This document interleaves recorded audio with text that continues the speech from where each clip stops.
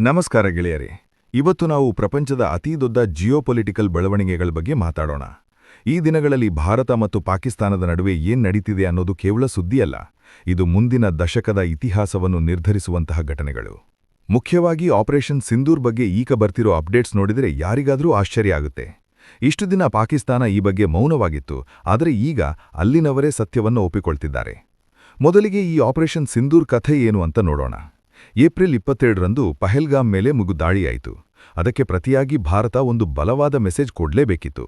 ಮೇ 7ನೇ ತಾರೀಖಿನಿಂದ 10ನೇ ತಾರೀಖಿನವರೆಗೆ, ಅಂದರೆ 4 ದಿನಗಳ ಕಾಲ ಭಾರತದ ಸೈನ್ಯ ಪಾಕಿಸ್ತಾನದ ಒಳಗೆ ನುಗ್ಗಿ ತನ್ನ ಪ್ರತಾಪ ತೋರಿಸಿದೆ.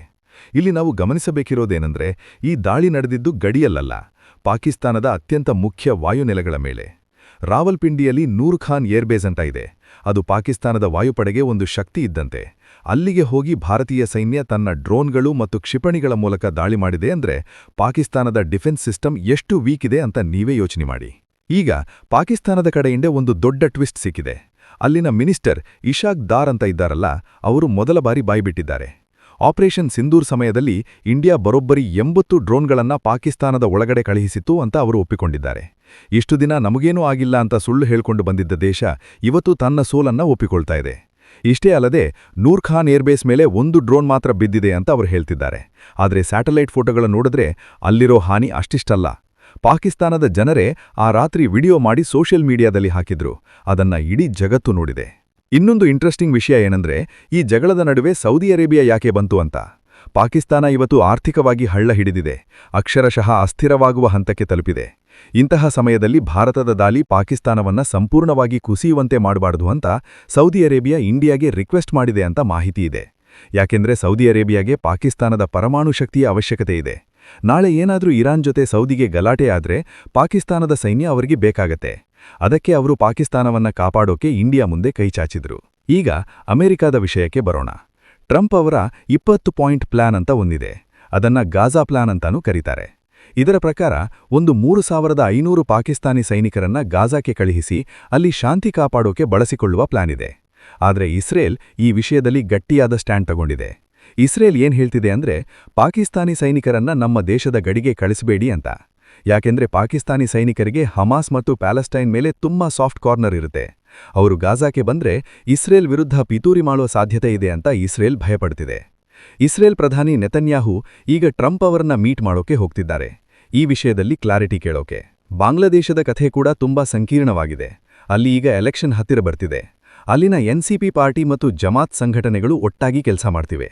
ಈ ಜಮಾತ್ ಅನ್ನೋದು ಎಷ್ಟು ಅಪಾಯಕಾರಿ ಅಂದ್ರೆ, ಈ ಹಿಂದೆ ಬಾಂಗ್ಲಾದೇಶ ವಿಭಜನೆ ಆಗೋ ಸಮಯದಲ್ಲಿ ಲಕ್ಷಾಂತರ ಜನರ ಕೊಲೆಗೆ ಇವರೇ ಕಾರಣವಾಗಿದ್ರು. ಈಗ ಸ್ಟೂಡೆಂಟ್ಸ್ ಈ ಸಂಘಟನೆಯ ಜೊತೆ ಸೇರ್ತಿರೋದು ಇಂಡಿಯಾಗೆ ದೊಡ್ಡ ತಲೆನೋವು. ಬಾಂಗ್ಲಾದಲ್ಲಿ ಅಸ್ಥಿರತೆ ಉಂಟಾದ್ರೆ ಅದರ ಎಫೆಕ್ಟ್ ನೇರವಾಗಿ ಇಂಡಿಯಾದ ಬಾರ್ಡರ್ ಮೇಲೆ ಆಗುತ್ತೆ. ಆದರೆ ಅಲ್ಲಿನ ಇನ್ನೊಬ್ಬ ನಾಯಕ ತಾರಿಕ್ ರೆಹಮಾನ್ ಅನ್ನೋರು ಈಗ ಒಂದು ಹೊಸ ಪ್ಲಾನ್ ಜೊತೆ ಬಂದಿದ್ದಾರೆ. ನಮಗೆ ಶಾಂತಿಯುತ ಬಾಂಗ್ಲಾದೇಶ್ ಬೇಕು ಅಂತ ಹೇಳ್ತಿದ್ದಾರೆ. ಆದರೆ ಇದನ್ನ ಎಷ್ಟು ನಂಬಬಹುದು ಅನ್ನೋದೇ ದೊಡ್ಡ ಪ್ರಶ್ನೆ. ಇನ್ನೊಂದು ಆಶ್ಚರ್ಯಕರ ಬೆಳವಣಿಗೆ ಅಂದ್ರೆ ಆಫ್ರಿಕಾ ಖಂಡದ ಸೋಮಾಲಿಲ್ಯಾಂಡ್ ವಿಷಯ. ಸೋಮಾಲಿಲ್ಯಾಂಡ್ ಅಂತ ಒಂದು ದೇಶ ಇದೆ ಅಂತ ಜಗತ್ತಿನ ಯಾರೂ ಒಪ್ಪಿಕೊಳ್ತಿಲ್ಲ. ಆದರೆ ಇಸ್ರೇಲ್ ಮಾತ್ರ ಮೊದಲ ಬಾರಿ ಈ ದೇಶವನ್ನ ನಾವು ಗುರುತಿಸುತ್ತೀವಿ ಅಂತ ಮುಂದೆ ಬಂದಿದೆ. ಇಲ್ಲಿ ಇಸ್ರೇಲ್ನ ಸ್ವಾರ್ಥ ಕೂಡ ಇದೆ. ಸೋಮಾಲಿಲ್ಯಾಂಡ್ ಇರುವ ಜಾಗ ರೆಡ್ ಸಿ ಅಥವಾ ಕೆಂಪು ಸಮುದ್ರಕ್ಕೆ ತುಂಬಾ ಹತ್ತಿರವಿದೆ. ಅಲ್ಲಿ ಇಸ್ರೇಲ್ ಕನ್ನ ಬೇಸ್ ಮಾಡ್ಕೊಂಡ್ರೆ ಯೆಮೆನ್ನಲ್ಲಿರುವ ಹೂತಿ ರೆಬೆಲ್ಸ್ ಮೇಲೆ ಕಣ್ಣಿಡೋಕೆ ಸುಲಭ ಆಗುತ್ತೆ ಅಂತ ಅವರ ಲೆಕ್ಕಾಚಾರ. ನೋಡಿ ಗೆಳೆಯರೆ, ಈ ಜಗತ್ತಿನ ಎಲ್ಲಾ ಘಟನೆಗಳು ಒಂದಕ್ಕೊಂದು ಲಿಂಕ್ ಆಗಿವೆ. ಒಂದು ಕಡೆ ಇಂಡಿಯಾ ತನ್ನ ಪವರ್ ತೋರಿಸ್ತಿದ್ರೆ, ಇನ್ನೊಂದು ಕಡೆ ಪಾಕಿಸ್ತಾನ ತನ್ನ ಅಸ್ತಿತ್ವ ಉಳಿಸಿಕೊಳ್ಳೋಕೆ ಪರದಾಡ್ತಿದೆ.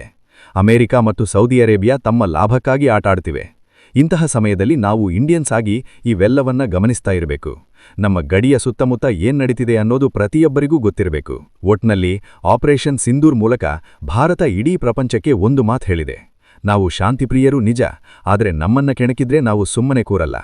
ಪಾಕಿಸ್ತಾನ ಇವತ್ತು ಸೋಲನ್ನ ಒಪ್ಪಿಕೊಳ್ತಿರೋದು ಇದು ನಮ್ಮ ಸೈನ್ಯಕ್ಕೆ ಮತ್ತು ನಮ್ಮ ದೇಶಕ್ಕೆ ಸಿಕ್ಕಿದ್ದ ದೊಡ್ಡ ಗೆಲುವು. ಮುಂದಿನ ದಿನಗಳಲ್ಲಿ ಈ ಎಲ್ಲಾ ದೇಶಗಳ ನಡುವಿನ ಸಂಬಂಧಗಳು ಎಲ್ಲಿಗೆ ಹೋಗಿ ಮುಟ್ಟುತ್ತೆ ಅಂತ ನಾವು ಕಾಯ್ದು ನೋಡಬೇಕು.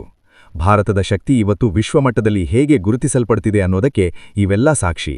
ನನಗೆ ಗೊತ್ತಿರೋ ಮಟ್ಟಿಗೆ ಈ ಇನ್ಫಾರ್ಮೇಷನ್ ನಿಮಗೆ ಹೆಲ್ಪ್ಫುಲ್ ಆಗದೆ ಅಂತ ಭಾವಿಸ್ತೀನಿ. ನಾವು ಕೇವಲ ಸ್ಥಳೀಯ ವಿಚಾರಗಳಿಗೆ ಸೀಮಿತವಾಗದೆ ಇಡೀ ಜಗತ್ತು ಹೇಗೆ ಬದಲಾಗ್ತಿದೆ ಅನ್ನೋದನ್ನ ಅರ್ಥ ಮಾಡ್ಕೊಳ್ಬೇಕು. ನಮ್ಮ ದೇಶದ ಭದ್ರತೆ ಮತ್ತು ಗೌರವವೇ ನಮಗೆ ಮೊದಲು. ನಾಳೆ ಮತ್ತೆ ಸಿಗೋಣ ಇಂತಹದೇ ಇಂಟ್ರೆಸ್ಟಿಂಗ್ ವಿಷಯಗಳ ಜೊತೆ. ಅಲ್ಲಿಯವರೆಗೆ ವಿಚಾರಗಳನ್ನು ಹಂಚಿಕೊಳ್ಳೋಣ, ಬೆಳೆಯೋಣ. ಜೈ ಹಿಂದ್.